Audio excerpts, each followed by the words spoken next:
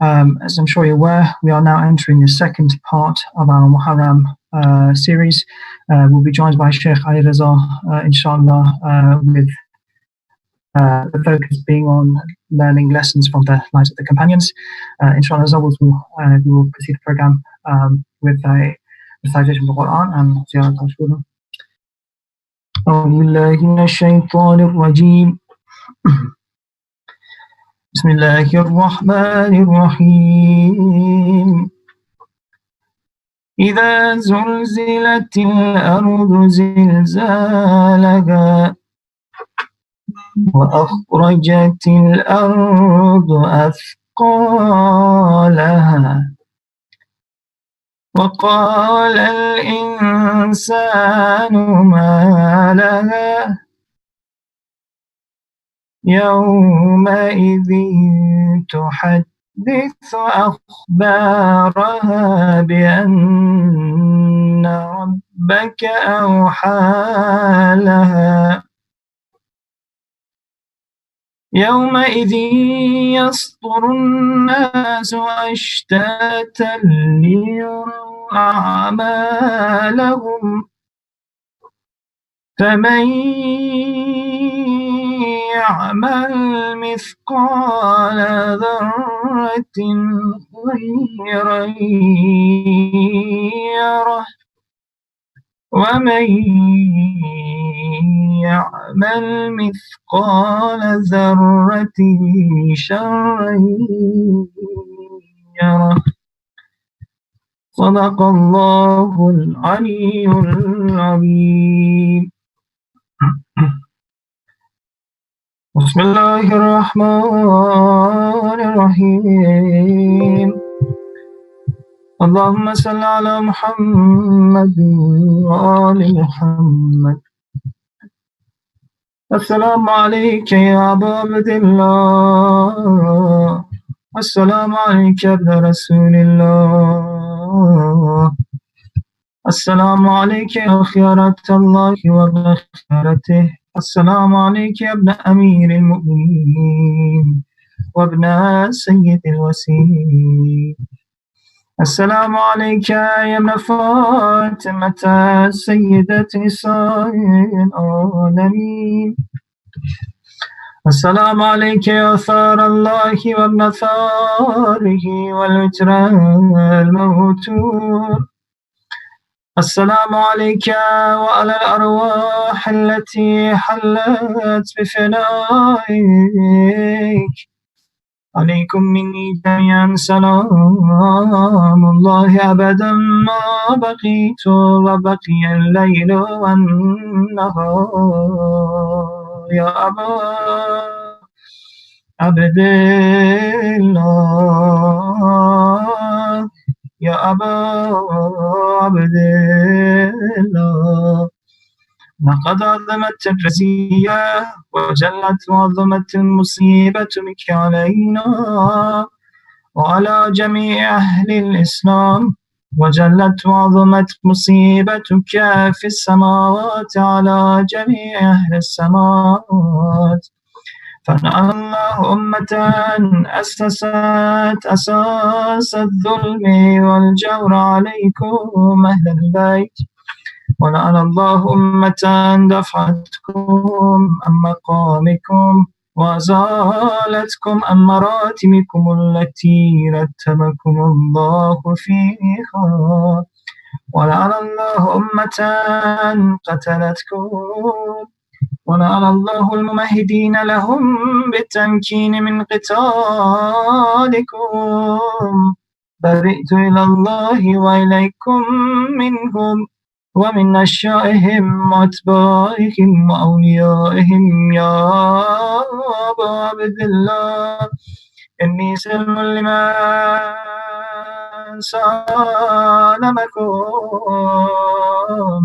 وحرب لمن حاربكم إلى يوم القيامة. ولعن الله آل زياد وآل مروان. ولعن الله بني أمية قاتبا ولعن الله ابن مرجانة ولعن الله عمر بن سعد ولعن الله شمرا ولعن الله أمة أسرجت وألجمت وتنقبت لغتالك بأبي أنت وأمي لقد عظم مصابينك فأسأل الله الذي أكرم مقامك وأكرمني بك أن يرزقني طلب ثارك مع إمام منصور من أهل بيت محمد صلى الله عليه وآله.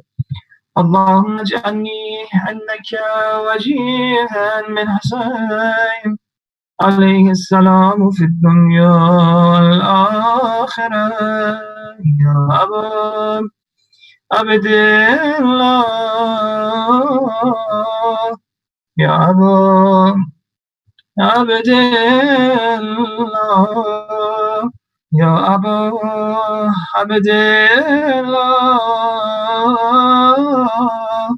يا أبا عبد الله إني أتقرب إلى الله وإلى رسوله وإلى أمير المؤمنين وإلى فاطمة وإلى الحسن وإليك بموالاتك وبالبراءة ممن قاتلك ونصب لك الحرب وبالبراءة ممن أسس أساس الظلم والجور عليكم وأبرأوا إلى الله وإلى رسوله ممن أسس أساس ذلك وبنى عليه بنيانا وجرى في ظلمه وجوره عليكم وعلى أشيائكم برئت إلى الله وإليكم منهم وأتقرب إلى الله ثم إليكم بموالاتكم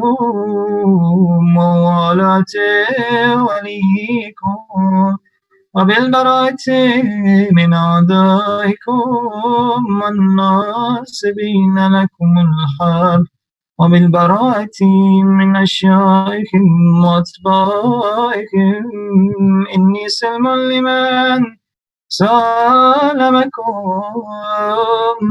وحرب لمن حاربكم وولي لمن والاكم وعدو لمن عاداكم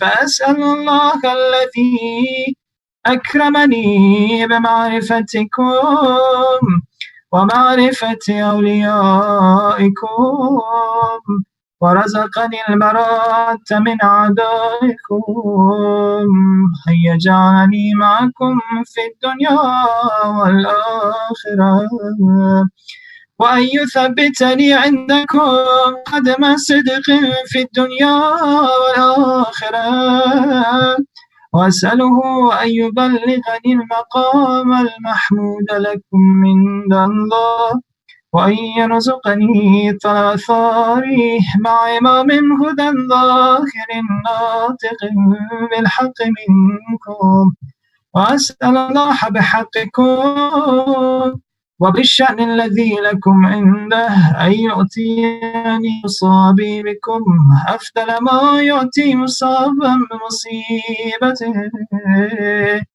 مصيبة ما أعظمها وأعظم رزيتها في الإسلام وفي جميع السماوات والأرض اللهم اجعلني في مقامي هذا ممن تناله منك صلوات ورحمة ومغفرة اللهم اجعل محياي محيا محمد وآل محمد ومماتي ممات محمد وآل محمد اللهم إن هذا يوم تبركت به بنو أمية وابن آكلة الأكباد اللعين ابن اللعين على لسانك ولسان نبيك صلى الله عليه وآله في كل موطن وموقف وقف فيه نبيك صلى الله عليه وآله. اللهم لا نبا سفيان ومعاوية ويزيد بن معاوية عليهم منك اللعنة أبد الآبدين. وهذا يوم فرحت به آل زياد وآل مروان بقتلهم الحسين صلوات الله عليه. اللهم فضائف عليهم اللعنة منك والعذاب الأليم. اللهم إني أتقرب إليك في هذا اليوم وفي موقفي هذا وأيام حياتي بالبراءة منهم واللعنة عليهم وبالموالاة لنبيك وآل نبيك عليه وعليهم السلام. اللهم الآن أول ظالم ظلم حق محمد وآل محمد وآخر تابع له على ذلك. اللهم نعن الإصابة التي جاهدت الحسين وشايت وبايت وتابت على قتله. اللهم لنهم جميعا. السلام عليك يا أبا عبد الله وعلى الأرواح التي حلت بفنائك. عليك مني سلام الله أبدا ما بقيت وبقي الليل والنهار ولا جعله الله آخر العهد مني لزيارتكم. السلام على الحسين وعلى علي بن الحسين وعلى أولاد الحسين وعلى أصحاب الحسين. اللهم خص أنت أول ظالم باللعن مني وابدأ به أولا ثم عن الثانية والثالثة والرابع. اللهم لعن يزيد خامسا والعن بيت الله بن زياد وابن مرجانة وعمر بن سعد وشمرا وآل أبي سفيان وآل زياد وآل مروان إلى يوم القيامة. اللهم لك الحمد حمد الشاكرين لك على مصابهم.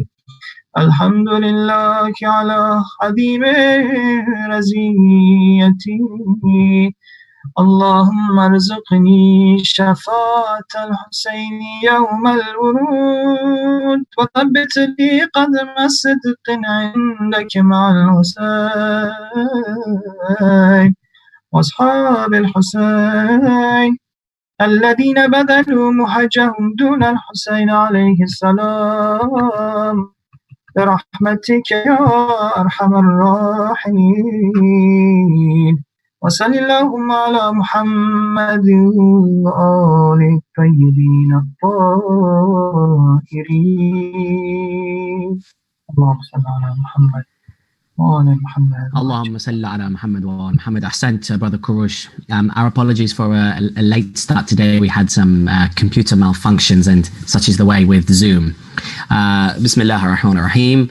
Assalamu alaikum wa rahmatullah wa barakatuh. Thank you very much for all of you joining us. Thank you, Brother Kurush, for starting the program and for a recitation of the Holy Quran and Ziyad Ashra. As always, we are grateful for it. And thank you all for those of you who have joined us again in the ongoing series of online Muharram Jalis between Leeds Muslim Youth Group and Baab-Ul-Ilm Masjid Leeds. For the next 5 nights, we're very honoured and privileged to have with us By Shaykh Ali Raza. By Shaykh is a graduate of Al-Mahdi Institute and has been involved in Hausa studies for over 7 years. He has been actively involved in social cohesion in Birmingham and currently works within the intrafaith field. He is also involved in research, teaching, and is also involved in postgraduate studies in Islamic sciences at the University of Birmingham. So we're very honored that he's be speaking on the main theme of lessons from the companions of Imam al-Hussein alayhi salam on the next 5 nights. And tonight's lecture is entitled Companions and Companionship, an Overview. Don't forget, you can post your questions online following the Menti link or on YouTube, and we can have them answered by By Shaykh at the end. And with that, we'd like to make him very welcome with a salawat ala Muhammad wa ala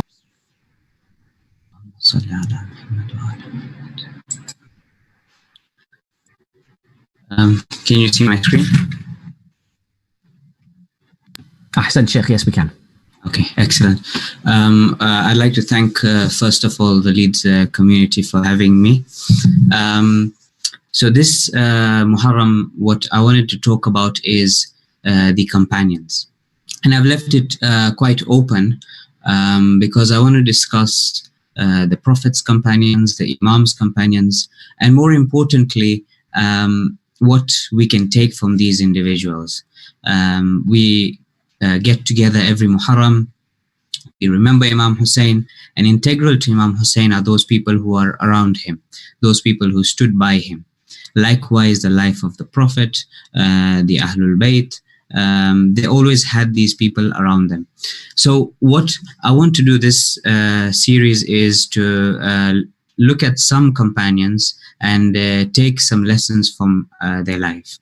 It's all good talking about Al-Hussein, his sacrifice, but let us try and take something from their lives so that we can implement in our own lives. So without further ado, as mentioned initially that I'll be looking at the Prophet's companions, the Imam's companions, and lessons that we can take. But before that, what is a companion? How do we define what a companion is? It's a great theological discussion here, especially for the Sunni school of thought, because after the death of the Prophet, the Shias had the Imams as a point of reference. The Sunnis had the companions. So what is a companion, and how are the companions defined to be companions? So the technical term that is used is Sahaba. However, if we look at the linguistic notion of the term, it's from the verb sahaba, to accompany, to be together with, to be part of. And the Quran uses it in different forms. The verb from sahiba, it's been used as in the noun sahib or ashab, the plural of sahib. So for example, in reference to Ashabul Jannah, the people of paradise, Ashabul Nar, or Ashabul Jahim, the people of hell. Or, for example, Allah says, "Isbir lihukmi rabbik wa la takun ka sahibil hut." Don't be like the person of the whale. Sahib is used, linguistically stemming from that same verb. وَلَمْ تَكُنْ لَهُ صَاحِبَةٌ وَلَا وَلَدًا, as Allah says in 6:101, referring to that Allah doesn't have a female companion, a wife, a spouse. Or in Surah 7 verse 184, أَوَلَمْ يَتَفَكَّرُونَ مَا بِصَاحِبِهِمْ مِنْ جِنَّةٍ. Do they not ponder? Their companion is not mad. Here, the Prophet is being referred to as their companion. So we see that the verb, the term sahib or ashab is utilized in various different ways in the Quran. And of course, there are different other utilization of this in the Quran. Yusuf alayhi salam, for example, when he goes and he's speaking to these individuals in the jail who had these dreams, they come to him, Yusuf, ayyuha siddiq, interpret these dreams for us. And Yusuf utilizes the term ya sahiba ya sijn, or people of the prison, or two people of the prison. In the Quran, there is this discussion between two companions. فَقَالَ لِصَاحِبِهِ وَهُوَ يُحَاوِرُهُ, that these two individuals who are discussing about God. He tells his companion, and he is discussing and debating with him. When Musa, in Surah 26, verse 61, he reaches this point, فَلَمَّا تَرَى الْجَمَعَانِ قَالَ أَصْحَابُ مُوسَى إِنَّا لَمُدْرَكُونَ. The companions of Musa said, when they saw the army of Fir'aun coming up, they said that we have been caught up. Point being is that the term sahib or ashab is used very loosely in the Quran. However, as mentioned initially, that this term became a jargon later on. The Sahaba, it becomes a particular terminology referring to the companions of the Prophet. So then the question arises, what makes somebody a companion of the Prophet? Now we know that group of people who are referred to as the Sahaba were at the time of the Prophet. After the Prophet, there was in history, and the jargon that is used is the Tabi'un. And after that generation is the Taba Tabi'un. But what is a Sahaba? Now the Tabi'un, that generation after the Sahaba, would define, according to the Sunni view, that the Sahaba are those people who lived with the Prophet for at least a year, who fought in at least one battle, indicating them accompanying the Prophet, being close to the Prophet.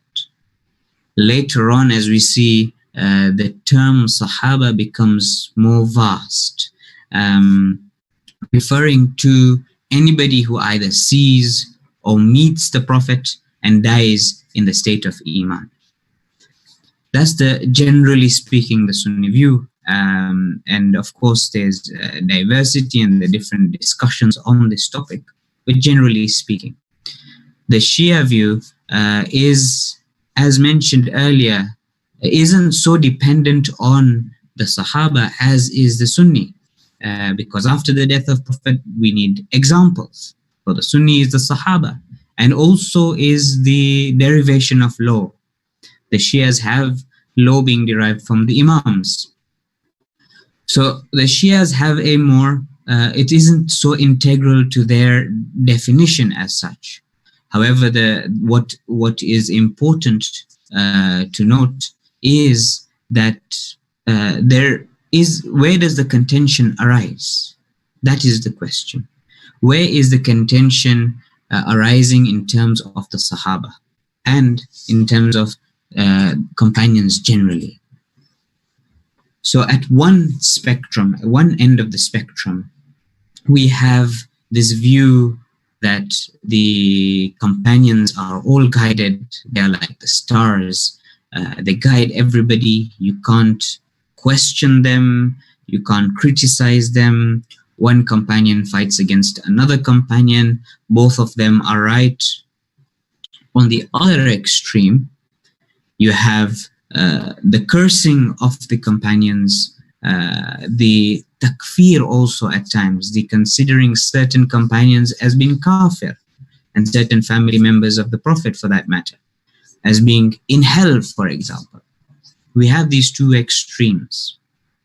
On the one hand, if you look at the extreme that accepts the companion without questioning, without critiquing, we find that problematic, because the companions themselves used to critique themselves. They used to criticize each other. If something was wrong, they would criticize. We see Abu Dhar standing up and criticizing. We see the other companions also criticizing each other. So having said that, it should be absolutely fine to criticize the actions of a companion or of any individual, for that matter. We should have that ability to, and it brings about growth within a community to be able to criticize. Very important. A companion A did wrong, we can say that, or we can criticize their action. His action wasn't right. Whereas there is also an element of respect, and there's an element of accommodating others without insulting them. So you, for example, may have family members, you may have friends, you may have what you could term as companions, but at times they may do something wrong. At times you may not agree with what they're doing, and you may stand up and criticize their action. However, it doesn't mean you go and name call that individual, you go and curse that individual, you go and fill yourself with hate because of what that individual did. That's in contrary to the Quran. As the Quran says, لا تسبوا آلهتهم, referring to the polytheists, don't go and name call their gods. Now, of course, we're not talking about gods here, we're talking about companions, but the principle lies the same, is that don't go and curse the companions, because certain individuals hold them very high. Secondly, is from the life of the Prophet and the Imams. How did they interact? Did they name call? Did they fill themselves with hate? Did they fill themselves with rancor, and as we understand today? So cursing is a question. What is cursing? How should we curse? There are some ethics around it. Of course, if somebody does something to you, the first thing is this emotional outlet, that you want to condemn them, or you get angry at them, or you do what you do. There's an emotional outburst. That's at the emotional level. Now, again, even in that, there are limits, that you can't go and do things that would harm others or insult others for that matter. As we see in the life of the Ahlul Bayt, they wouldn't do that. At the intellectual level, you despise the action of that individual. You think this action is wrong. What they did was wrong.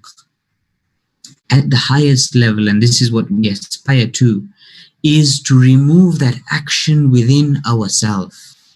Remove that tendency within ourselves. We look at Imam Hussein. We see that certain companions of the Prophet, or certain individuals living at the time of Imam Hussein, did act in a certain way. Some of them may have been bought over by money. When I reflect in my own self, am I one that can easily be bought over? Or do I have principles and standards that I can stay firm? As we say, A'udhu billahi minash shaitanir rajim, we seek refuge in Allah from the accursed Satan. Not only are we doing this dua, but we are also freeing ourselves from that tendency, that satanic tendency within ourselves. If we have anger, if we have pride, if we have all these things, that's what isti'adha is. You see, the Prophet, look at what the Prophet went through, right? He went, people used to mock him, people used to laugh at him, people used to do all these different things to him. They would throw intestines of animals at him. But when he entered Makkah, and we look at this, the conquest of Makkah in the coming night, when he entered Makkah, there are individuals who had caused so much harm to the Prophet, yet he forgave them. And what happened is people's hearts were touched. They saw this is the character of the Prophet. We want to join him. Even those people that hated him, he reciprocated with love. Coming back to our lives, People have hurt us. People have harmed us. People have done wrong to us. What do? Should we fill ourselves with hate and look at that individual, and every time you see that person, you just fill yourself with emotions? What happens? You yourself suffer.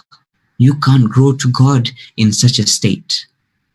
Whereas if you are to look at that action, despise that action, admonish that individual, and grow from that, that's so much more productive in the eyes of God. Imam Ali, in the Battle of Siffin, some of his companions were cursing the other side. He goes to them and says, Inni la akrahu an takunu sabbabin. I despise that you are of those individuals who are constantly name-calling, cursing. But rather, what I want you to do is to admonish them.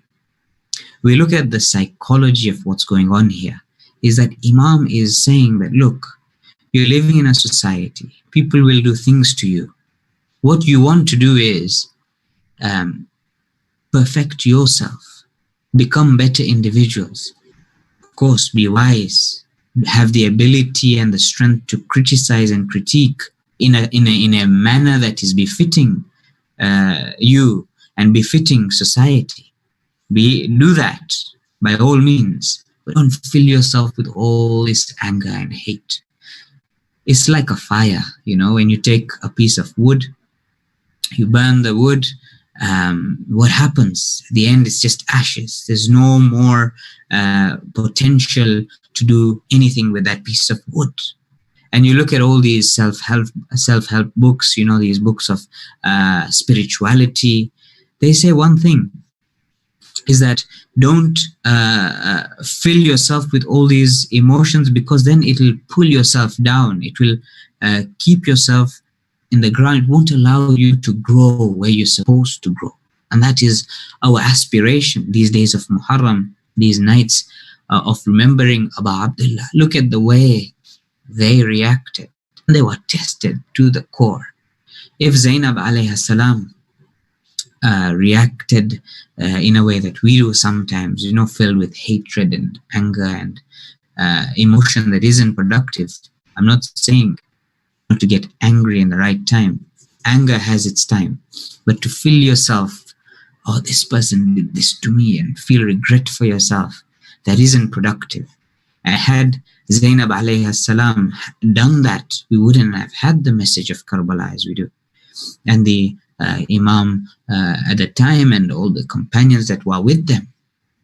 So really, from the life of the Prophet, from the life of the Ahlul Bayt, from the Quranic principles, is something that we can take, we can engage in society, we can have that possibility to critique anyone in a manner that is good, in good akhlaq, of course. So that's a prelude to the notion of Sahaba and what I wanted to talk about. What now I want to look at is one or two notable companions of the Prophet, and of course take lesson from that. So one of the companions that really stood out for me as I was reading is that of Salman al-Farsi, or Salman al-Muhammadi. Now we know the statement of Salman that the Prophet says, Salman minna Ahlul Bayt. Where does this statement come from? You see, when Salman was with the Prophet in the Battle of Khandaq, Salman was a man of lots of experience. He was there with the Prophet, and this is a lesson for us, that the Prophet asked his companions, what should we do? The Makkans are coming. And Salman gave an idea that why don't we dig a trench? Because that's what they used to do in Persia, and the Arabs at the time hadn't been accustomed to such an act of creating a trench in warfare. So they started digging a trench. The Prophet divided them into two groups. And you know how you have, for example, in a football match, where you have a selection of players, choose this player and choose that player. So that was happening. It came to Salman's turn. The Ansar wanted Salman, the Muhajirun wanted Salman, And according to one narration, this is how that statement came about. Salman minna Ahlul Bayt. The Prophet said, no, Salman is neither from the Muhajir or the Ansar. He is from us, the Ahlul Bayt. Shows the status of this man. What happened? What is this person's journey? Because we tend to focus on certain parts of that person's life, but what did this person go through to become as he is? Salman started off in Fars, in Persia, as we know today, Iran, and he was a Zoroastrian. And as we know, Zoroastrians have this notion of good and evil, of fire. And Salman was from the upper class, sort of. So he had access to quite a lot of material, and he was thirsty for knowledge. He would search, he would look, he would ask, he was very inquisitive, such that he reached the stage of becoming a Christian. And he underwent his tribulations in the process. He went against his family, he went against his familial religion. He was from a position, a good family. He becomes a Christian, and he accompanies the Christians. He asks them. He is still inquisitive. He hears from the Christians that there is a prophet that's coming, and therefore he wants to go and meet this individual. In the process, he is taken as a slave, and then he ends up by the Prophet. The Prophet frees him from being a slave. But the process that is undergoing here by Salman is that of inquisition, of asking. And that's what the Quran emphasizes. The Quran, stresses on this asking. Ask, look around. You look at the story of Ibrahim alayhi salam, how he looks at the stars and he says, this is my Lord. But then when it disappears, he says, I don't like that, it disappears. Very rational.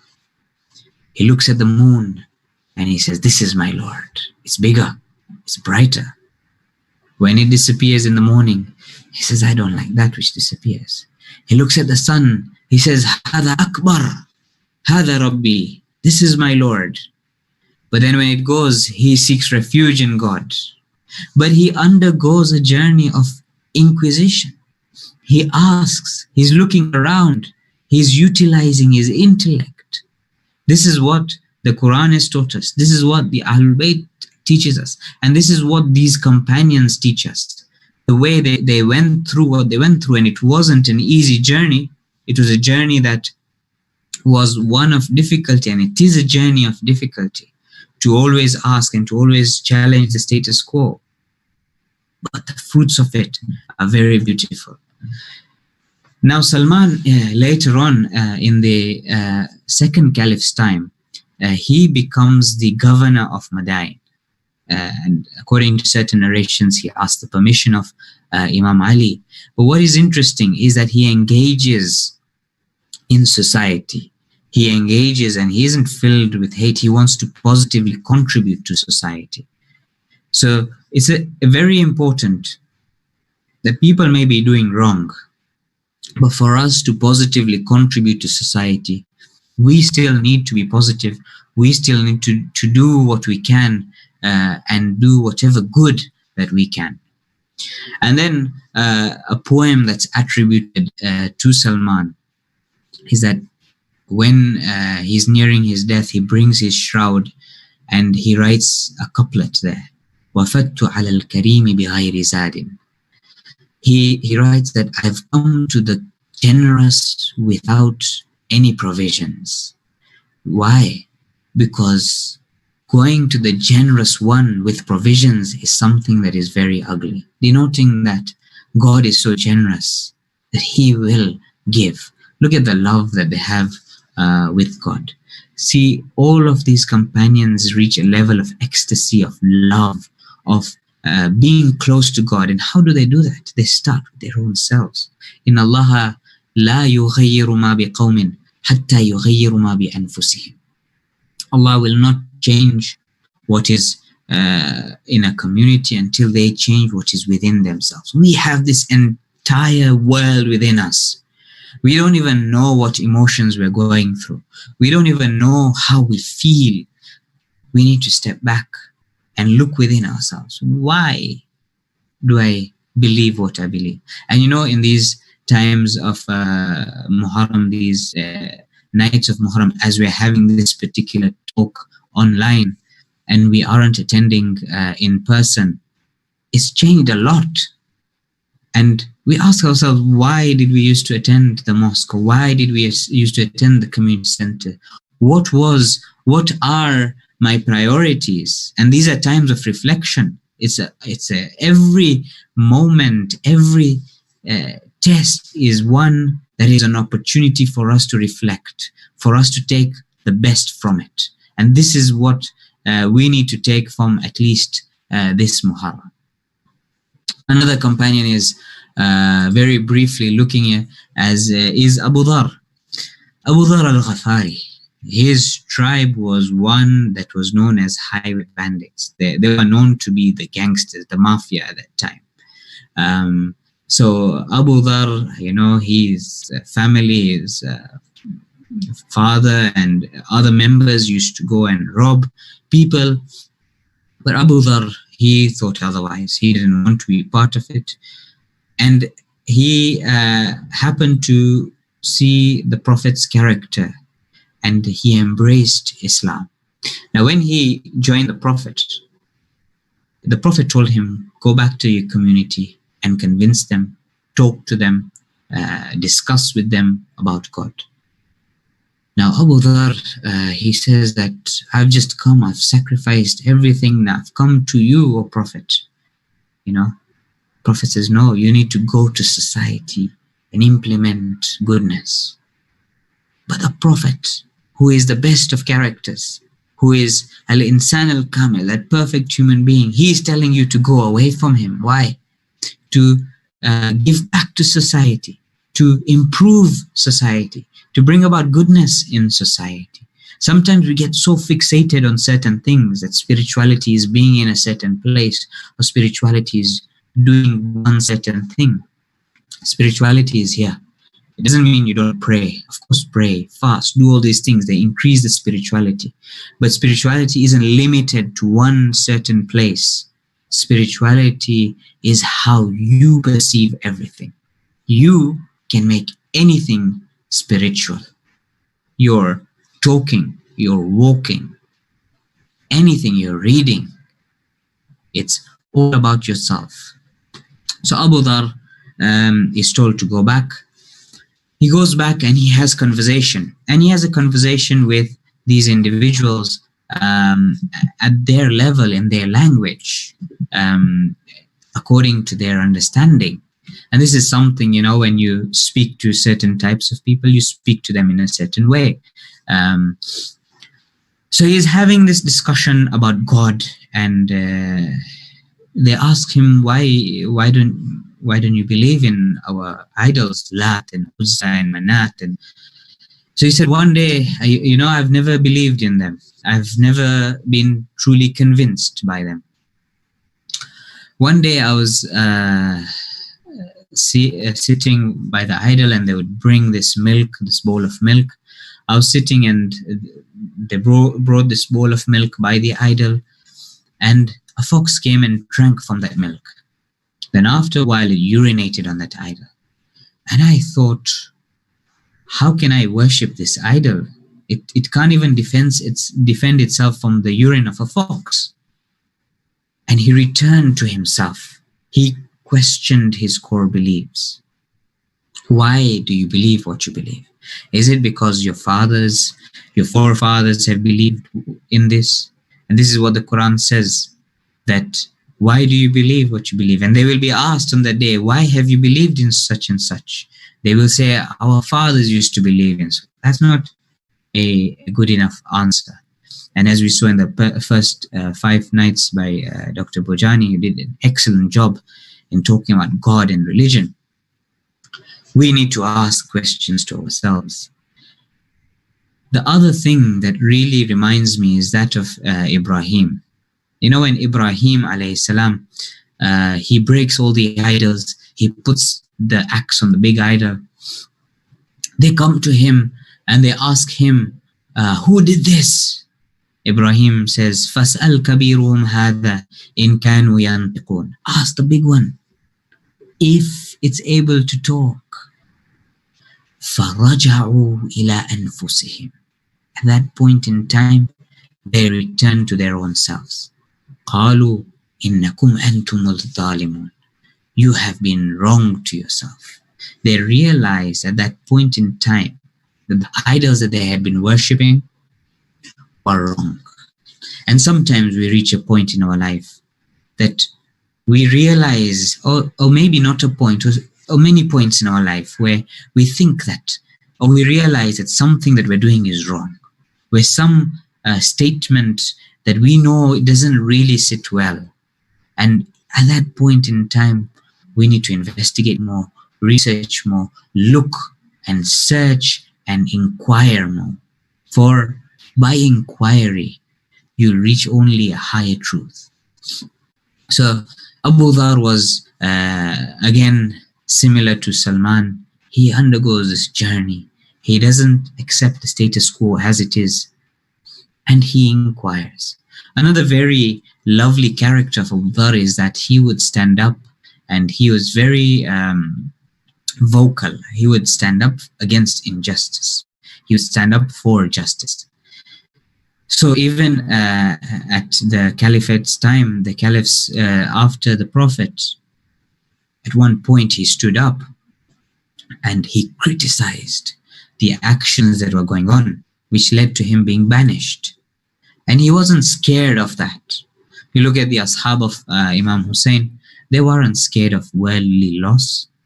And this is something that we really need to learn from these individuals. Why is it that we're scared of so and so if we say something that is right? Why is it that we're scared of loss? Why is it that we're scared of losing fame or losing our position in the eyes of people? If what we stand for is right, if what we know is right, that is going on. So again, these are very briefly some lovely characteristics that we can take from these individuals, and the many, many more companions of the Prophet, of the Imams, that hopefully we can touch on in the coming few nights, that we can take lesson from, and more importantly, try and apply it in our lives. You see, we need to make incremental changes. It isn't about becoming like Imam Hussein fully, or becoming like Abu Dhar or Salman fully, but we can identify certain things within ourselves. That for example, I have anger, or I have pride, or I have this or that, or I procrastinate a lot. For whatever it may be, the first step is to identify what it is, and then build on that and become better individuals. And it's a slow, continuous process that we must endeavor to achieve, to become better individuals by implementing small incremental changes. So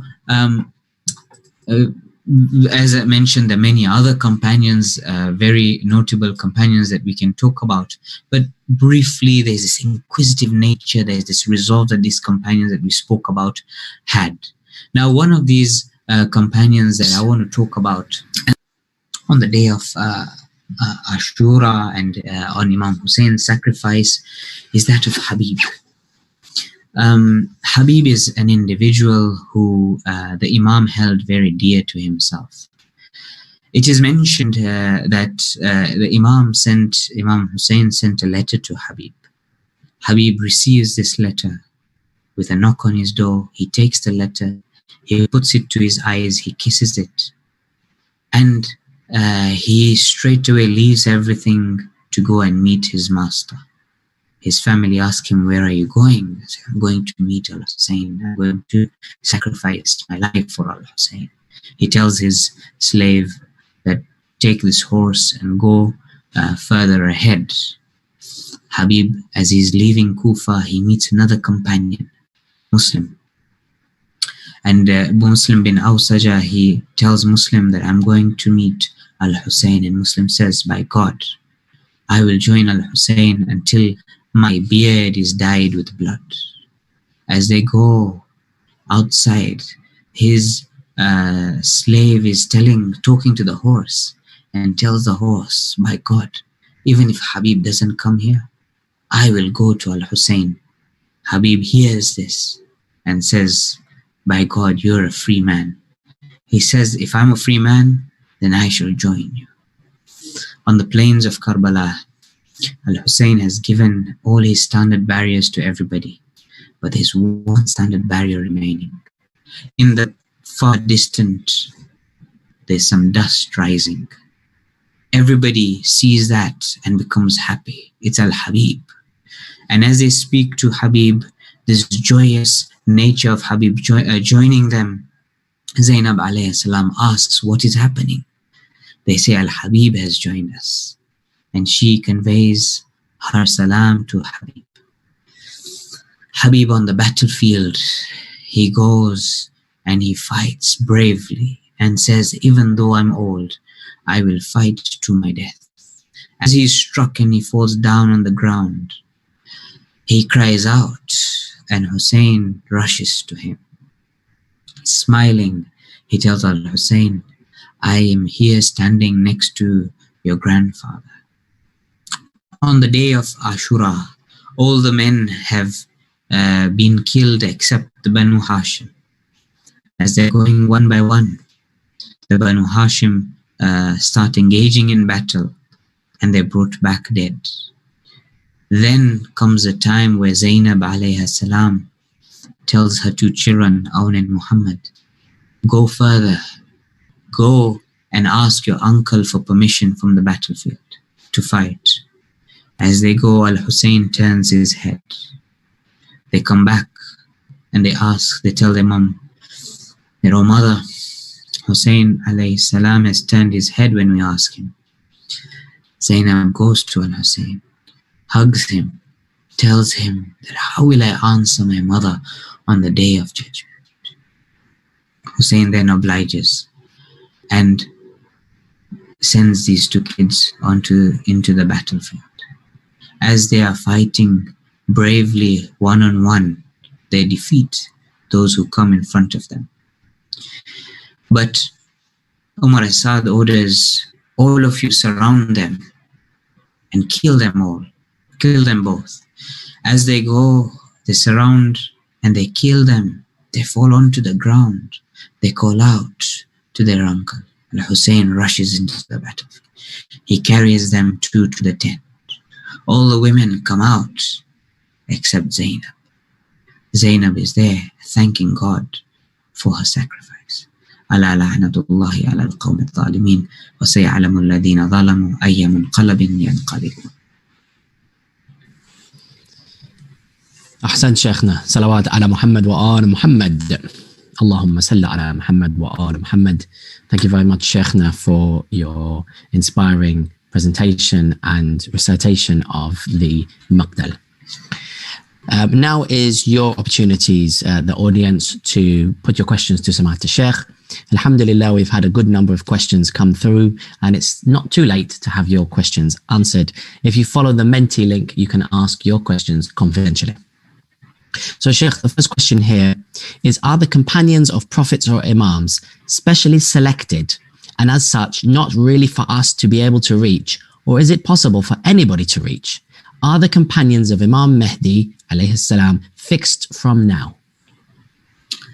We all have the potential to be like the companions, to become a companion, and that's really the journey. You know, sometimes we lose hope. We think that everything has been written, but يَمْحُ اللَّهُ مَا يَشَاءُ وَيُثْبِتُ.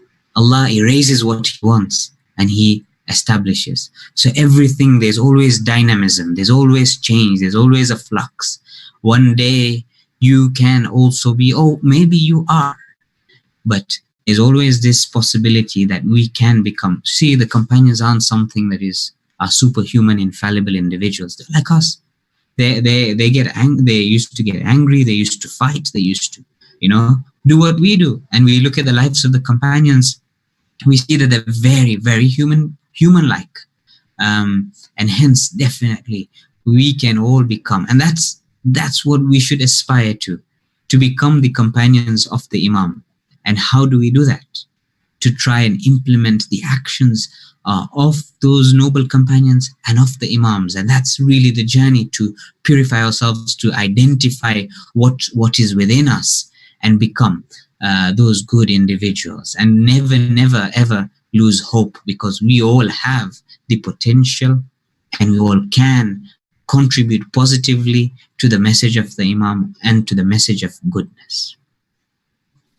Ahsan Sheikhna. Next question here. Can companions be higher than previous prophets or messengers other than Nabi Muhammad alayhi salatu salam? If there are no companions like those of Imam Hussein, what is their position? Sure. It isn't so black and white that one is higher than prophets, but it's possible. It's possible that certain companions may reach a stage which are higher than certain prophets. It's possible. There is a possibility. And likewise, the gradation of companions and prophets other than the prophet is something that perhaps we don't have knowledge to, and it's in the eyes of God, who is the closest to him. Sometimes, in fact, there's the story that Musa alayhi salam is talking to God. He's Kalimullah. And Allah says, there's this individual who is the closest person to me. Musa says, I want to go and meet that individual. And this individual is close to God because of his taking care of his mother, for example. That's the story. And there are many other stories like that. So definitely there may be certain companions that have this very high rank in the eyes of God. Ahsan Sheikhna. Next question here is, why is Dua Kumail associated with that companion of Imam Ali alayhi salam and not of Khidr? Right. Because it's narrated that Kumail ibn Ziyad went out on perhaps the 15th of Sha'ban, and Imam Ali tells Kumail, let me teach you something. And he recites this lovely dua, and from there we get it from Kumail ibn Ziyad. So the narrations mention that Imam Ali says, let me teach you the dua of Khidr. So it could be referred to as dua of Khidr, but we have got it from Kumail ibn Ziyad, and hence we call it dua Kumail. Ahsan Sheikhna. Next question here. Is it not wrong to hide our convictions about the companions of other denominations just because it offends them? Are we not hiding our true beliefs? No, nobody's saying hide your beliefs. Nobody's saying hide it because of anybody else. What I'm saying is that it must be done respectfully, and it must be done in a way that doesn't offend anybody, not because they are right or rightness, but it's basic etiquette of the Ahlul Bayt. You have every possibility, and you should be able to criticize and critique. Look, this happened in history. This is wrong. This is going against, for example, the Prophet's guidance and the Prophet's will, for example. By all means, bring your books, bring a discussion, but don't go and name call and cause hatred. You'll just isolate individuals. The Prophet didn't do that. The Ahlul Bayt didn't do that. They were very, very aware of offending the other, and they were very, very aware of being of an excellent akhlaq. And that's what we need to learn from, that we need to have that topmost akhlaq, that we can be part of these companions of the Ahlul Bayt. Ahsan Sheikhna. Next question. Some of our a'mal have verses of la'an in them. This doesn't feel right given the forgiving nature of our imams. How do we reconcile this? So firstly, there are many a'mal that have these cursing. Again, we need to understand what cursing is.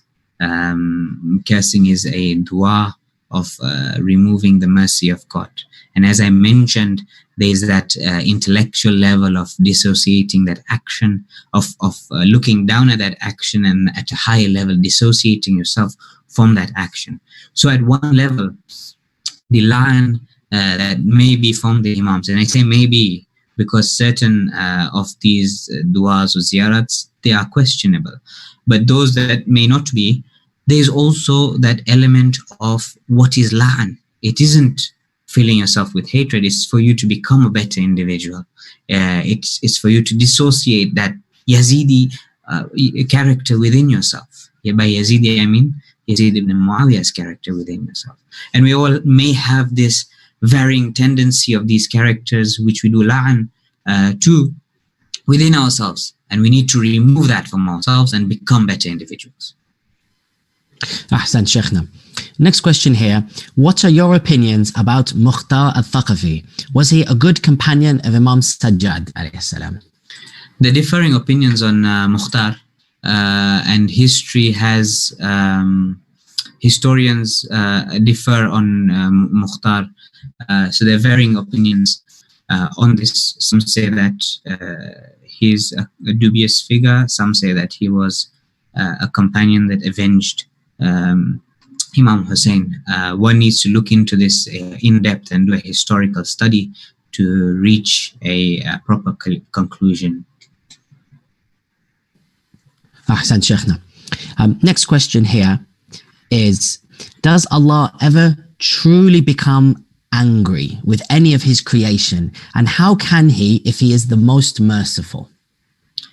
Just as we love our children, for example, or we love the person we love, just as we may be merciful and we reflect the characteristics of God, and we look at ourselves and reflect within ourselves, we realize that even the most merciful of individuals, the Prophet, for example, who is a reflection, a perfect reflection of God, he at times got angry. And that isn't inconsistent with mercy, because sometimes to get angry is the right thing to do, to put somebody back on the right path. As you may have a student who's messing around in a class, you as a teacher, you are merciful to the student by teaching that student. You know that you want to better that student. But at times when the student is messing around and you know that this particular child needs to be dealt in a certain manner, you may get angry. And that child is put back in place and the journey continues. Still, that anger is within your mercy. Likewise, God sometimes gets angry, but it's only because of his mercy that he gets angry. Ahsan Shaykhna. Next question. How can a prophet like Abraham alayhi salam, who is infallible, go through a state of uncertainty? Why didn't Allah or Jibreel tell this information in the beginning? So, the prophets also go through their journey, as we see in the Quran. How can we extract gold, for example, or diamonds? It needs to undergo a process of heating. Why didn't Allah, you could ask, why didn't Allah just put the gold out? We could just take it. But it's that process of heating and treatment that you can get gold from rocks. Likewise, the prophets are undergoing this journey. Allah asks him, أَوَلَمْ تُؤْمِنْ, when he asks, كَيْفَ تُحْيِي الْمَوْتَ, how do you bring the dead alive? He says, بَلَا, I believe. وَلَكِنْ لِيَطْمَئِنَّ قَلْبِي, however, I want to reach a higher status of itminan. I want to know, I want to see, I want to experience it. So even the prophets are getting closer to the infinite. You see, God is the infinite, and the infinite always has a distance, right? We're always aspiring to become closer. So even prophets undergo this journey of experience, of asking, of becoming better individuals. Otherwise, if they were just granted that from the start, then there wouldn't be that process of test and tribulation and of learning. Likewise, you could ask ourselves, why didn't Allah just give us knowledge from birth, right? But if you look at a baby, How beautiful it is when you see this infant learning how to walk. It's amazing. Like you could ask, why didn't Allah just teach us how to walk straight from birth? But that growth process is a beautiful one that refines us and makes us proximate to God. Ahsan Shaykhna. Next question here. If Prophet Muhammad and the Imams have knowledge of the unseen, why didn't they socially engineer the society to remove the tyrants and bring justice and avoid Karbala? So there are different opinions on this, on to what extent is ilm al-ghaib there. And also, one could argue that they did try and do good. Now, you see, God has created a system. He has created laws, cause and effect, and God has then sent us into the system. Now, you could ask, why doesn't God prevent accidents from happening to me, for example? Or why doesn't God prevent me from committing sins? I mean, God is all-knowing. God is all merciful. He could just stop me. But He has created a system of cause and effect. We inspired man, good and bad. We inspired the soul, goodness and badness. We know innately what is good and what is bad. But how do we become these strong individuals? Is to actually undergo and to actually go through this system, this test, and know what is right and wrong and learn from it. Likewise, the Prophet and the Imams, they may not have full knowledge of the unseen. They may have certain knowledges of the unseen. And they also are tested. Allah reveals sometimes, Allah hides sometimes, for them to also have a growth. Having said that, the Prophet and the Imams always had this objective of self-reform, of reforming society, of making them better individuals, and they did that. They were human beings ultimately. Allah says in the Quran, if we wanted, we could have sent angels. But had we sent angels, we would have judged you straight away. He says to the Prophet that you are nothing but a human being. You are a human being. And the Prophet himself says that I am nothing but a human being. He goes through this process just as we do. And hence, in his capacity, in whatever knowledge he did have, he did try, and they did try to bring about a good society. And even going to Karbala, we may think that they could have saved their lives. They could have given bay'ah also, but they didn't. They stood by their principles, and they brought about goodness in society by doing that, within that framework that God himself has constructed. They are human beings. They're in a worldly material, and they're also limited in that causal structure that God has created. Ahsan Shaykhna. Next question here is, how old was Habib? Habib was quite old. I don't know the exact date, but according to the Maqatil literature, he was very old when he went to the battle. Ahsan Shaykhna. And I think last question for tonight is, if we can always be in a position where we can reach the level of Imam Mahdi, how come there are hadiths stating the names of the companions of Imam Mahdi? There are many hadith stating many things. The hadith stating things that are very extraordinary. Many of these narrations, one can question the authenticity of certain narrations. That's looking at it from one angle. Another angle that one can look at it from is that these names may be stated, may not be stated, but if they are stated, maybe, who knows, they could be pseudonyms or nicknames, because the Arab customs would have technonyms. They would have kuniyas, that a certain individual would be called Abu this or Abu that. Maybe you are that individual. Who knows? Ahsan Shaykhna. And that's the end of tonight's questions. Thank you very much, Samat Sheikh, for your thoughts and for your lecture tonight. Thank you for taking the time to answer the questions of the community. And thank you to the audience that have been participating. Inshallah, we're looking forward to another 4 nights with Samat Sheikh, and please join us again from tomorrow night at 7:15. And we'd like to welcome Brother Kurush for the recitation of some matam, some latmiya, with the salawat ala Muhammad wa ala Muhammad. اللهم صل على محمد وعلى محمد محمد عليكم إن شاء الله نعجل إن شاء الله. بسم الله الرحمن الرحيم. My guilty soul's imprisoned, yearning to be free. My sins are the door, then only you have the key. With my head down, I am looking up to your door. So give me 2 wings to soar, marching to you, my world's behind me, Ya Hussein. Marching to you, my world's behind me, Ya Hussein. I came to find you, can you find me, Ya Hussein?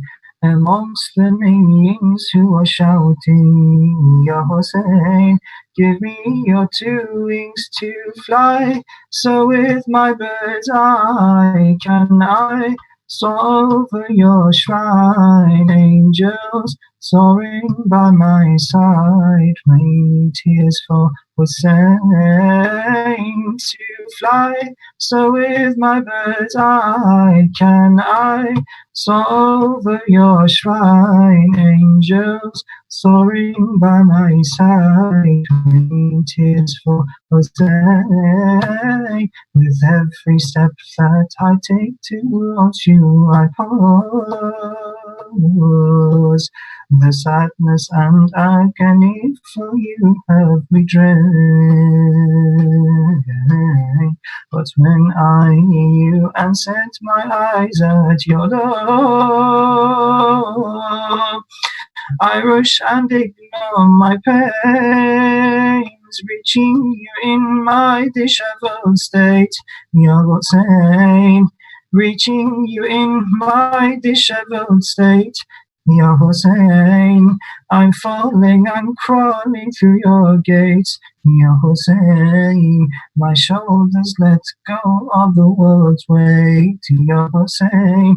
Turning to 2 wings to fly, so with my bird's eye can I soar over your shrine. Angels soaring by my side, raining tears for Hussein to fly, so with my bird's eye can I soar over your shrine. Angels searching by my side, raining tears for Hussein.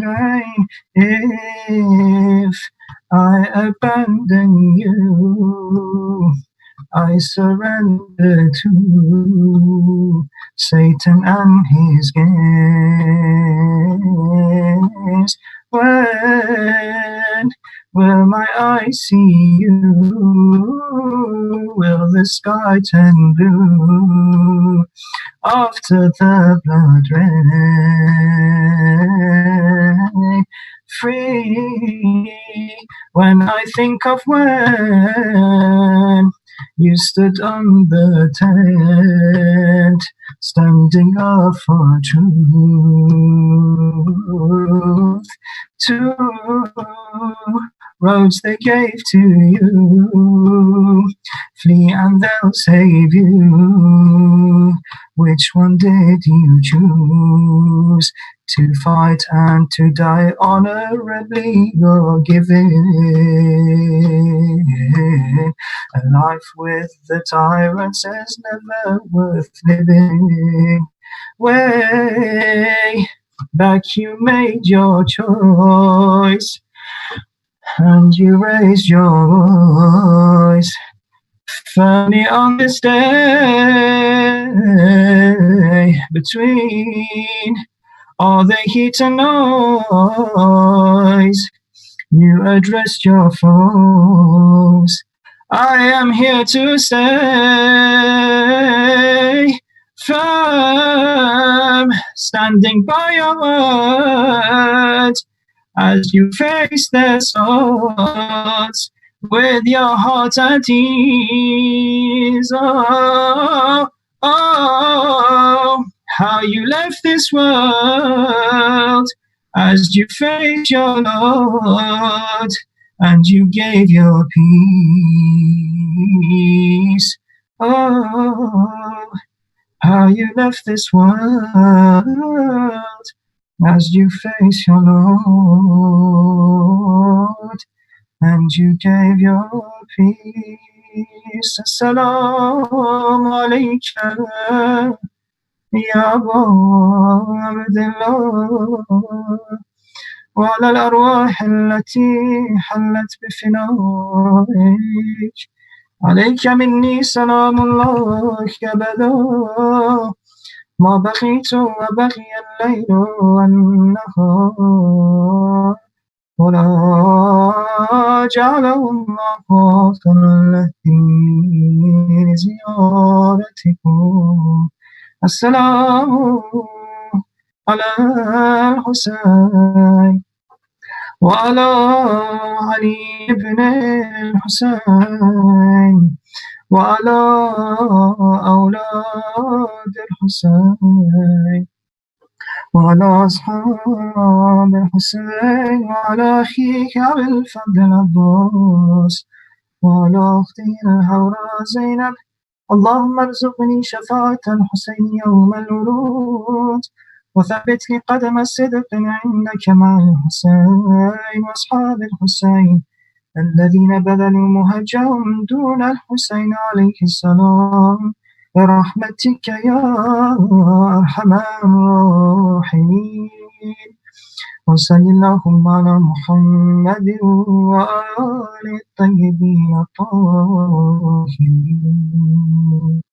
اللهم صل على محمد.